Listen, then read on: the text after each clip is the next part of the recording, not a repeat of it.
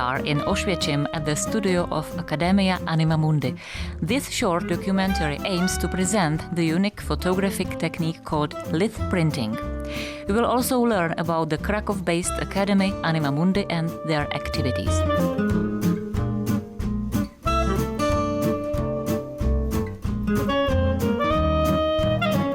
My name is Joanna Janisiewicz and I'm a part of Anima Mundi, Academia Anima Mundi.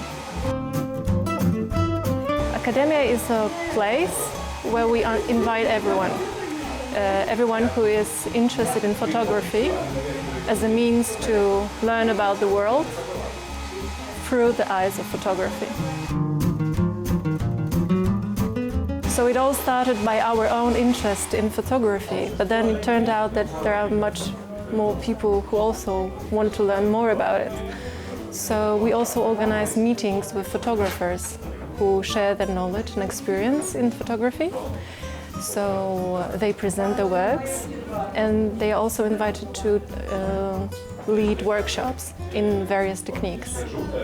We are very much interested in old techniques and alternative techniques that bring photography as art closer to paintings. Therefore, our interest is very much in, for example, Lith-Printing or brom oil and all the techniques that make the photography closer to the painting. Interested in workshops? Have you ever heard about Lith-Print? The lecturer Piotr Kwasiżur will give you some insight of what it's all about. Hi, I'm Peter. I take pictures. I'm from Poland and I live in Przemyśl. It's south of Poland. I am analog-based photographer. I take images on film, not digital. And what I do mostly in my time are the Lith-Prints. So I am a Lith-Printer. Lith-Printing is quite a nice process. It's based mostly on special developer and paper. It's quite simple technique, but what I like in my Lith-Prints and Lith-Printing process is the way I may interpret my images. What is the next step is, of course, the toning. Toning is another step, quite demanding, quite difficult, but with some practice, everybody can do that.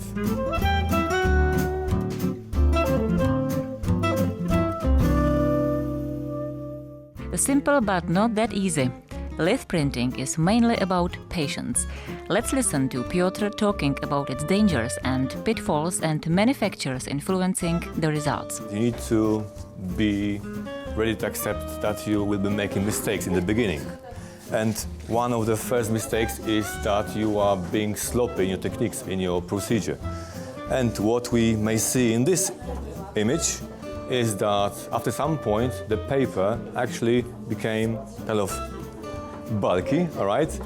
And the developer didn't reach those areas, okay? It developed just here. So that's the line, it's the wrong technique, right? Another problem is that sometimes, or very often, we are using the outdated papers. You may end up with something like this. The stained borders, the overexposed borders, and a totally different picture. Another thing is that when you stop moving your tray, the developer again starts to concentrate in certain areas of the print. And the print usually sticks to the bottom. And on the bottom of the tray, you've got the grooves, okay? And you see the results here, the grooves. So you cannot just leave your print in the tray. What you are watching now might look a bit like meditation, monotonous swaying of trays and complete silence.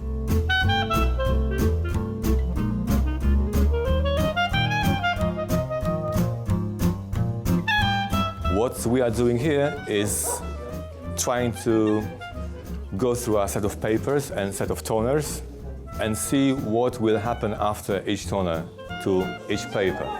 And as you see on the board, which is quite nice, after Lith-Printing of a couple of papers, we are ending up with different tones, different colors. And these colors may be totally changed in suitable toners. And that's probably the point of the workshop here. To see, to develop, to create, and to explore the new medium. There is much more behind the activities of Anima Mundi. The creative director, Joanna Janisiewicz, will explain why and how they try to educate and inspire through art and what is the main mission of the academy. We deeply believe that there is a level of the human, every human, that we speak the same language, but we actually have to learn this language. And it's not only through, because we all crave to communicate with each other, right? So what we're trying to do is actually learn photography the way that we can talk to each other through a picture, through the image, the way that we don't need words anymore, because wherever you are, we will just understand each other. Right? So we can call it a universal language. Whether you are an enthusiastic beginner or a devoted fan of black and white photography, you should try this simple yet exciting alternative technique.